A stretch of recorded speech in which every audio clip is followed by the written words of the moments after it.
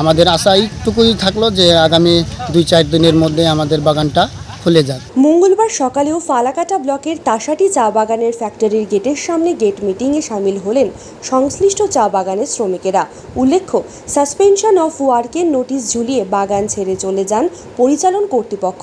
এদিকে গত সোমবার কাজে যোগ দিতে এসে শ্রমিকেরা লক্ষ্য করেন যে বাগানের ফ্যাক্টরিতে ঝুলছে তালা এবং ঝোলানো হয়েছে সাসপেনশন অফ ওয়ার্কের নোটিশ। ফলে কর্মীহীন হয়ে পড়লেন প্রায় ১,২০০ জন শ্রমিক। সঙ্গে অনিশ্চিত হয়ে পড়ল বাগানের শতাধিক কর্মচারীর ভবিষ্যৎ।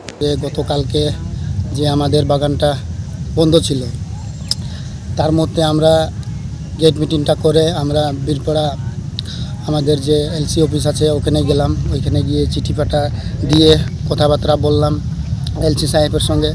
ও বললো যে ঠিক আছে, আমি কথা বলে দেখব। তারপরে আমাদের কাছে চিঠি আসে যে আজকে আলিপুর ডুয়াসকন্যাতে আজকে আমাদের তাসাটি বাগান নিয়ে ওখানে মিটিং আছে, যেখানে আমাদের সেন্ট্রাল নেতারা থাকবে, মালিক পক্ষ থাকবে, আমরাও ওইখান থেকে যাব, আমরাও থাকবো ওখানে।